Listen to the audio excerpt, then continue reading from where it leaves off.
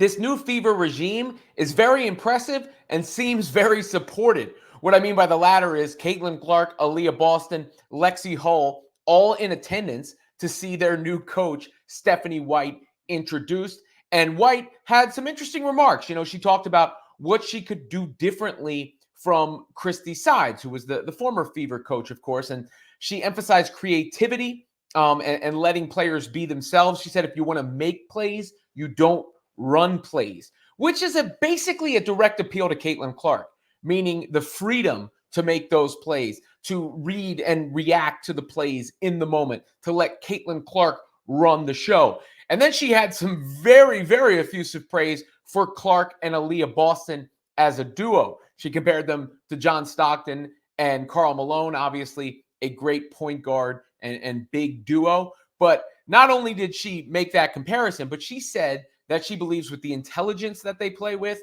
and the competitiveness that they play with and the skills that they play with, that Clark and Boston could go down as the best point guard and post duo in the history of the game. And she said that too. She didn't say in the history of the WNBA. She said not just in our league, but in the history of the game. So obviously the new Fever coach has high expectations, and obviously her players seem to be very high on her. Let me show you some of what took place there as it went down. What I referenced regarding Christy Sides was this bit right here. Here is what Stephanie White had to say about that. Differently or more effectively with this group than in past? Well, I think, first and foremost, obviously, they're an exciting team to watch. I think offensively, we can be more creative. I think we can utilize, in more versatility, utilize the certain players in different ways. I'm a forward-thinking, outside-the-box kind of coach. I like to challenge them on a number of levels. They're a high IQ team, so also giving them the freedom to make plays. Like, you want to make plays, you don't run plays. Everybody knows at the end of the day, players win the ball games, right? You got to give them the freedom, the confidence to believe in their abilities to make those plays, but also a little bit of the structure to help them see the different ways that you can attack. I think we've got to get better on the defensive end of the floor.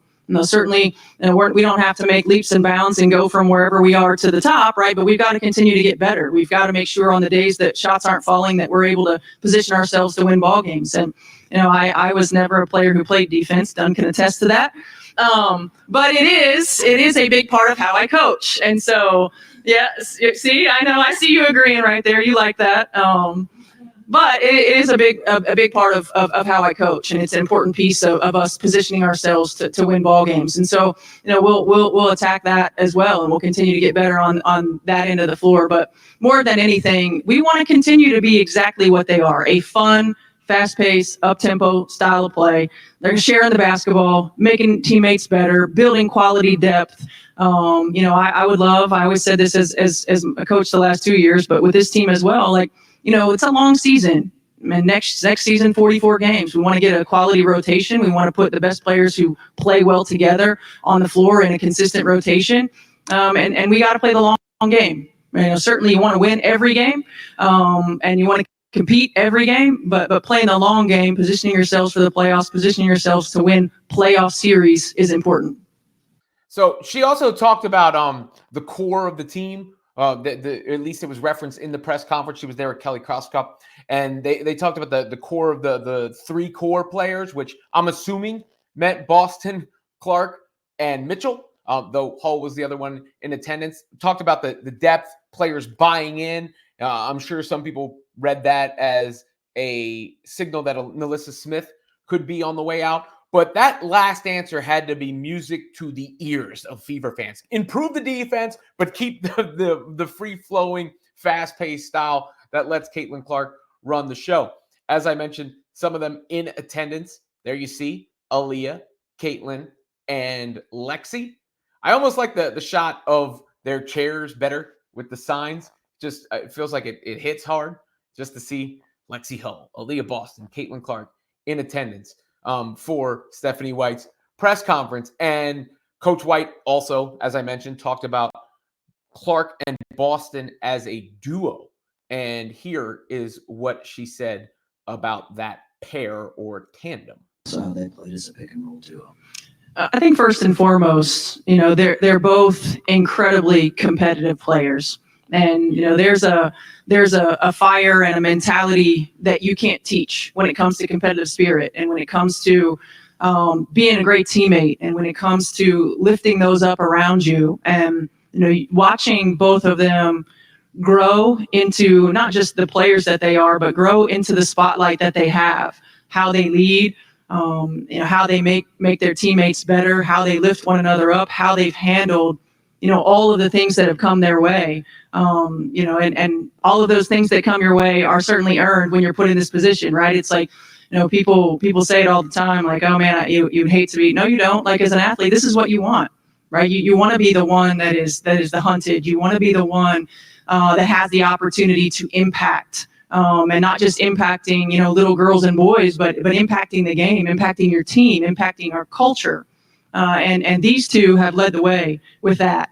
And then you put it together and you've got the point guard in the center. Are you kidding me? Like, you've got the bookends that you want to build around. And these two are the best. And I think that there's so many things that they do well right now. And you saw the difference from the beginning of the season to the end of the season, and how much better they got with one another, how much they could anticipate what one another was going to do, how they facilitated with one another. But there's so much room for growth. And when you think about a Stockton and Malone, right? You think, I know you guys are too young for that reference.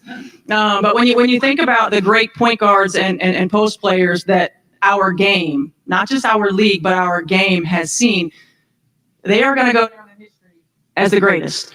And I'm excited about the opportunity to work with them. I'm excited about the opportunity that we have to build from those starting points and build out, and for the longevity that those two could have in Indiana, in Indianapolis, and hanging banners in this building. All of those things are so exciting. The future's really bright, and I'm just glad to be a part of it. Talk about communicating to your players that you are pumped to coach them. You're going to be the greatest duo in history of the game. We're going to hang up all these banners. Stephanie White understands the assignment. She understands the assignment. She understands what she's done in the past, why her history has connected her to this franchise. But more importantly, she understands what the significance of this is for the present, given the explosion in women's basketball and that franchise being at the forefront of it, and what it means for the future and what it could mean for her, to be identified as the coach of this movement and win with Clark, with Boston, with the Fever. It seems like Indiana, the Fever, got the perfect coach moving forward.